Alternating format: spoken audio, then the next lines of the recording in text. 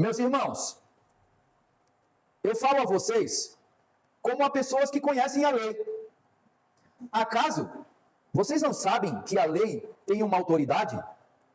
E autoridade sobre alguém apenas enquanto ele vive? Por exemplo, pela lei, a mulher casada está ligada ao seu marido enquanto ele estiver vivo. Mas se o marido morrer, ela então estará livre da lei do casamento. Então é uma lei. Por isso, se ela se casar com outro homem, enquanto o seu marido ainda estiver vivo, será considerada adúltera. Mas se o seu marido morrer, ela estará livre daquela lei. E mesmo que venha se casar com outro homem, não será considerada adúltera. É uma lei. Assim, meus irmãos, vocês também morreram para a lei, por meio do corpo de Jesus Cristo, para pertencerem a outro, aquele que ressuscitou dos mortos, a fim de que venhamos a dar frutos para Deus. Pois quando éramos controlados pela carne, as paixões pecaminosas, despertadas pela lei, atuavam em nosso corpo, de forma que dávamos fruto para a morte. Mas agora, morrendo para aquilo que antes nos prendia, fomos libertados da lei, para que sirvamos conforme o novo modo do Espírito, e não segundo a velha forma da lei escrita. Amém? Amém. Que diremos então? A lei é pecado? De maneira nenhuma. De fato, eu não saberia, presta atenção, eu não saberia o que é pecado a não ser por meio da lei. Pois na realidade, eu não saberia o que é cobiça se a lei não me dissesse, não cobiçarás. Mas o pecado, então, ele se aproveitando da oportunidade dada pelo mandamento, produziu em mim todo tipo de desejo cobiçoso. Pois sem a lei, o pecado está morto. Antes eu vivia sem a lei, mas agora, quando o mandamento veio, o pecado então reviveu e eu morri. Descobri que o próprio mandamento, destinado a produzir vida, na verdade produziu morte. Pois o pecado, aproveitando a oportunidade dada pelo mandamento, e me enganou. E por meio do mandamento, me matou. De fato, a lei é santa. E o mandamento é santo, justo e bom. E então, o que é bom se tornou em morte para mim. Se tornou em morte para mim? Não, de maneira nenhuma. Mas, para que o pecado se mostrasse como pecado, ele produziu morte em mim por meio do que era bom. De modo que, por meio do mandamento, ele se mostrasse extremamente pecaminoso. A lei é espiritual. Eu, contudo, sou carnal, diz Paulo. Amém até aí? Esse texto é um texto que parece muito complexo. Romanos é uma das melhores cartas. Romanos é um compêndio teológico. Mas eu vou contextualizar para vocês e quero trabalhar algumas coisas conosco. Amém? Primeiro, contexto dessa carta, para vocês entenderem, porque parece que Paulo está falando dele, parece que está falando para uma pessoa, daqui a pouco parece que ele está falando para uma outra pessoa, e isso serve para nós também. O autor é Paulo, e o tema maior da carta aos Romanos é Romanos 5 e 8. Romanos 5 ao 8. Mas o que eu quero trazer para nós? Eu preciso que a igreja entenda. A carta aos Romanos, principalmente esse capítulo, vai falar sobre vida nova em Cristo Jesus. Amém? Vida nova em Cristo Jesus. E isso está relacionado à união com Ele. Gente, presta atenção, existe uma diferença, Dona Maria, muito grande de falar do Cristo crucificado e do Cristo ressurreto. Existe uma diferença. O Cristo crucificado não tem como ter união, mas o Cristo ressurreto nós temos comunhão com o seu corpo, porque ele morreu e ressuscitou. Como a pastora pregou terça-feira, nós não morremos, mas morremos. Nós não ressuscitamos, mas ressuscitaremos. Aleluia! Aleluia. Amém?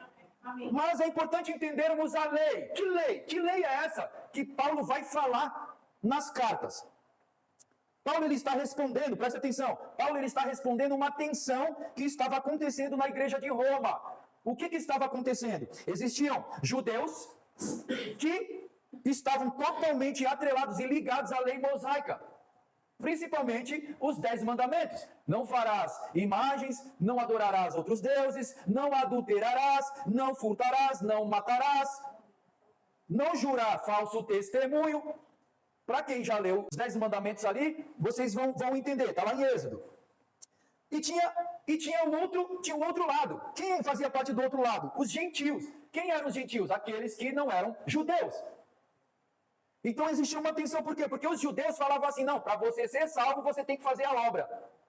E aí Paulo vai e fala, não, para você ser salvo, você tem que entender que você precisa ser liberto da lei. Você precisa ser salvo. E para ser salvo é mediante a fé em Jesus Cristo. Amém?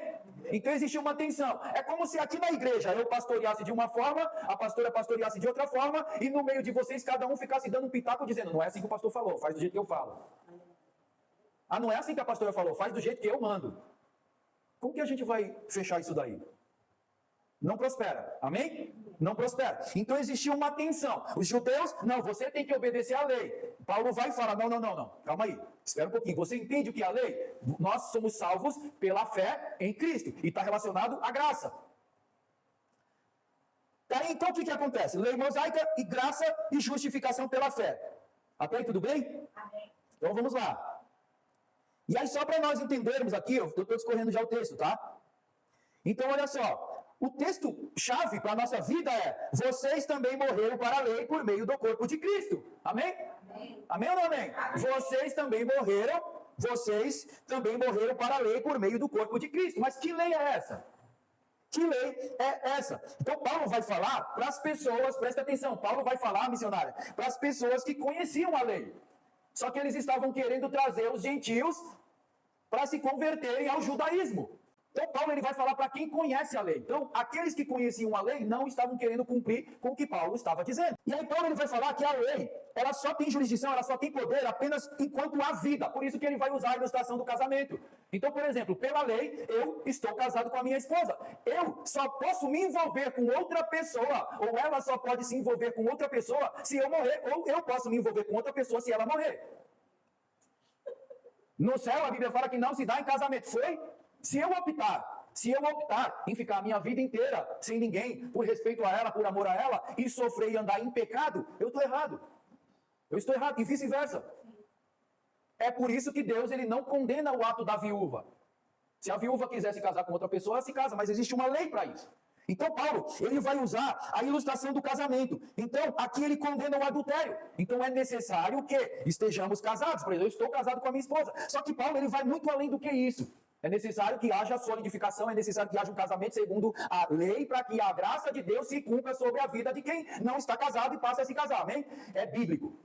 É bíblico, amém? Só que Paulo também vai nos falar o seguinte, Paulo ele vai nos ensinar uma coisa muito importante, a lei ela não é abolida, só que ela muda com a morte. Ah, mas que morte? A morte de Jesus Cristo e a sua ressurreição. A nossa morte no corpo, para que a lei do poder do Espírito Santo nos vivifique. Amém? Amém. E Paulo, ele vai trabalhar muito em cima disso. Por quê? Falei para vocês, nós precisamos entender que existe uma diferença enquanto Cristo estava prestes a ser crucificado e Cristo ressuscitado, ressurreto. Se nós servimos a um Cristo ressurreto, nós precisamos entender que para a lei nós morremos. E aí nós vivemos debaixo da graça. E o favor de Deus é sobre as nossas vidas. Quando Paulo ele vai falar sobre esta união, ele vai falar da união com Cristo. Como que nós temos união com Cristo? Por meio do corpo dele. Amém? Nós temos união com Cristo por meio do corpo dele, que é uma linguagem, ele fala de uma substituição. Até aí tudo bem? A morte de Cristo, nova aliança. Amém? A morte de Cristo, nova aliança. E nós temos um objetivo. Qual é o objetivo? Paulo vai falar que se nós estamos unidos com Cristo, nós vamos dar frutos para Deus. E se nós não estamos unidos com Cristo, estamos unidos com Cristo ressurreto, estamos debaixo da lei, nós daremos frutos para o pecado. Então isso significa que eu posso dar fruto para o pecado? Sim, se eu estiver debaixo de uma lei que me condena e eu entendo que não me condena. Quantas vezes nós achamos que estávamos fazendo algo de bom para as pessoas, mas na verdade aquilo que nós fizemos de bom deu tudo errado? Eu já fiz isso várias vezes. Eu abençoei, mas quem disse que tu estava abençoando? A minha vontade ela não é boa. A minha vontade ela não é perfeita. A minha vontade ela não é agradável. A vontade de Deus é boa, a vontade de Deus é perfeita e a vontade de Deus é agradável. Tudo bem até aí? Só que aí nós precisamos entender uma coisa. Por que você está falando de lei? E Êxodo vai nos ensinar o seguinte.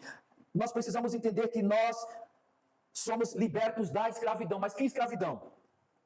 Em Jeremias 31, 31 ao 34 vai falar que nós temos uma nova aliança. E essa nova aliança veio com o derramado sangue de Jesus. Sem o sangue de Jesus e sem o sangue dele ser derramado sobre nós, nós ainda estamos debaixo de uma condenação, que é a lei. É a lei. E Ezequiel 36 vai falar que o Senhor, ele nos deu um novo coração e um espírito. Ele nos deu um coração e um espírito. Eu estou falando do Espírito de Deus, aleluia? Eu não estou falando de qualquer pessoa.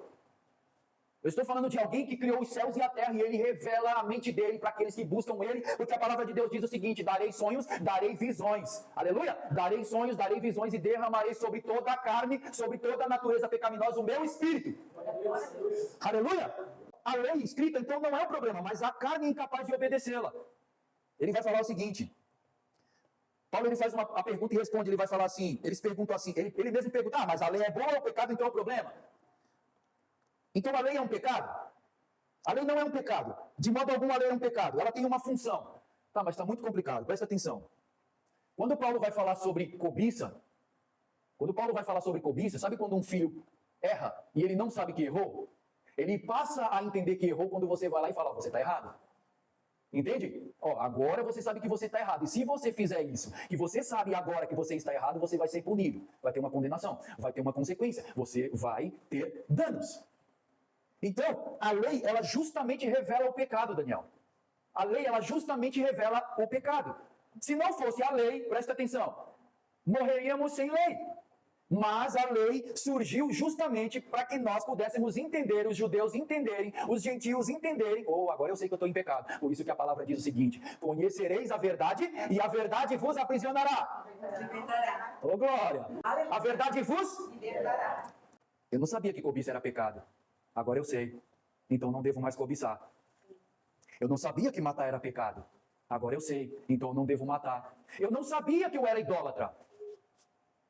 Eu não sabia que eu adorava imagens. Eu fiquei por um bom tempo adepto ao movimento Rastafari. Tudo bem que eu tinha uma série de dúvidas, né? Eu era o chatão da situação. Como eu gostava de reggae, então para mim eu fui levando. Eu era um idólatra.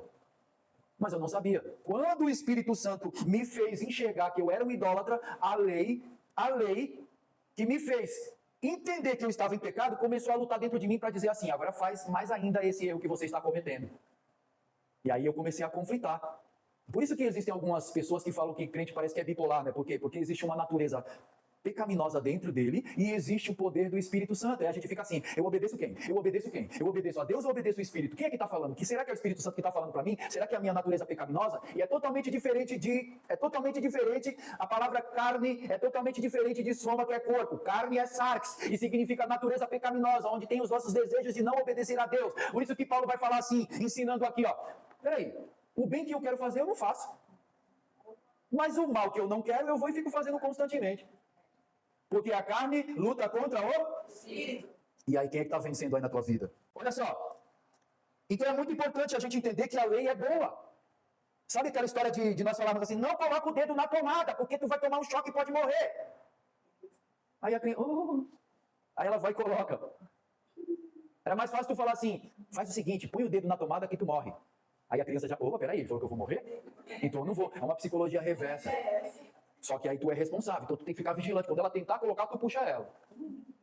É assim que funciona. A nossa carne, a nossa natureza pecaminosa luta contra o Espírito. E se nós não tivermos o entendimento de que Cristo ressurreto está em nós, nós vamos pecar constantemente achando que estamos praticando atos de santidade. Mas eu não sabia que eu não podia falar mal do irmão. Quantas vezes eu não menti quando eu era do mundo? Quantas vezes? Só que eu achava que eu estava falando a verdade. Aí eu me converti e falei, calma aí. O Espírito Santo falava assim para mim, não minta. Não minta. Porque quando tu mente, é eu abrindo a tua boca e tu indo contra a minha palavra. Não minta. Aí eu falei, poxa, Senhor, só um pouquinho. Aí o Senhor vai falar assim, para nós não jurarmos falso testemunho. O Senhor vai falar para que eu tive um exemplo da minha mãe e do meu pai. Ei, seja homem de uma mulher só. Tá aqui minha esposa que não me deixa mentir. Eu só me casei com ela quando Deus falou assim, casa. Diante do Espírito Santo. Quando nós terminamos, minha esposa falou assim, não quero mais orar. Eu falei, tá bom, tu não vai se casar comigo? Eu falei, Deus não falou nada. Aí eu saí e ela falou, tá bom, então a gente não vai mais orar. E aí ela ficou na casa dela, que eu levava alimento, a gente levava comida para ela sempre no finalzinho de tarde, porque ela chegava do trabalho muito cansada, então eu levava comida para ela. E nesse dia, ela falou, se ele disser que não vai se casar comigo, eu não quero mais, Senhor. Tô mentindo? Aí o que aconteceu? Eu cheguei lá, ela foi e falou assim, perguntou para mim, eu disse assim, eu falei, não vou me casar contigo porque Deus não me falou. Aí ela ficou na casa dela, chorando, e eu saí, peguei o corredor, que ela morava numa edícula. No meio do corredor, quando eu fui abrir o portão, Deus deu a ordem. Aí eu fiquei do lado de fora chorando, porque Deus tinha dito que eu ia me casar, e ela eu do lado de fora, ela do lado de dentro, viu eu chorando, e falou, tu tá chorando porque a gente não vai mais orar para se casar? Eu falei, não, eu tô chorando porque Deus deu a ordem pra gente se casar, justamente porque a gente terminou. Casamos 6 meses. Nós nos casamos para não cometermos pecado. É uma lei, é uma regra, é uma lei. Então é importante estar debaixo do mandamento santo. Amém? Amém. Do mandamento santo. E estamos aí, ó. Glória. Aleluia! Aleluia. Se fosse por ela ou se fosse por mim, a função da lei é revelar o pecado. Aí um irmão falou assim para mim, poxa, não era nem para ter falado. O quê? Não era para ter falado. Agora eu vou ficar lutando contra a carne e o espírito porque eu queria ficar pecando. Olha só. Ainda está debaixo da lei. Não ressuscitou com Cristo.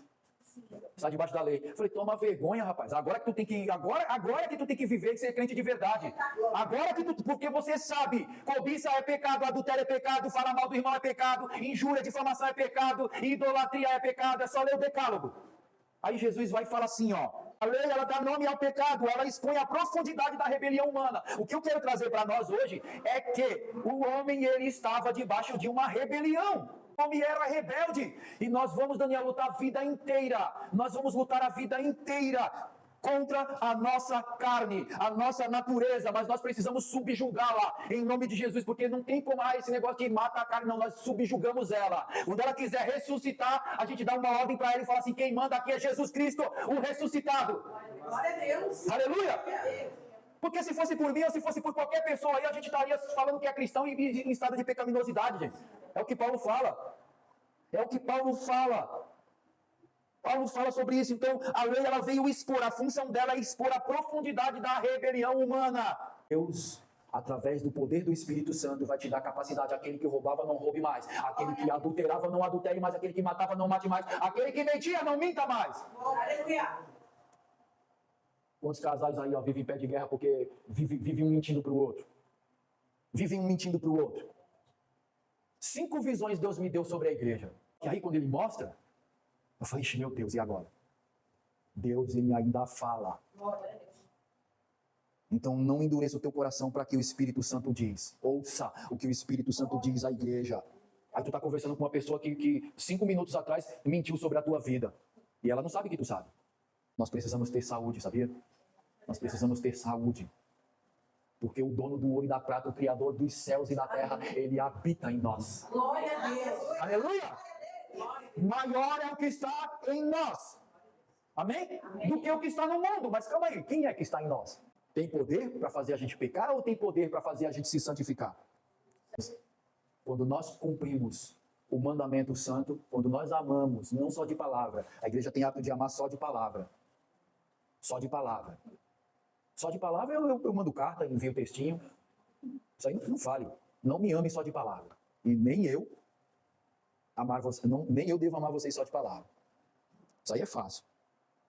E aí nós vamos cumprir com o mandamento, o grande mandamento. O grande mandamento. Aí o que o pecado fez? Hamartia é a palavra, pecado. Pecado como poder personificado, tá? Imagina o pecado aqui, ó, na nossa frente aqui, ó, tá? Então o pecado, ele se aproveitou da oportunidade. Pastor falou que não. Aí que eu vou fazer mesmo. Aí dá ruim. Pastora falou que não. Aí que eu vou fazer mesmo, rebelde.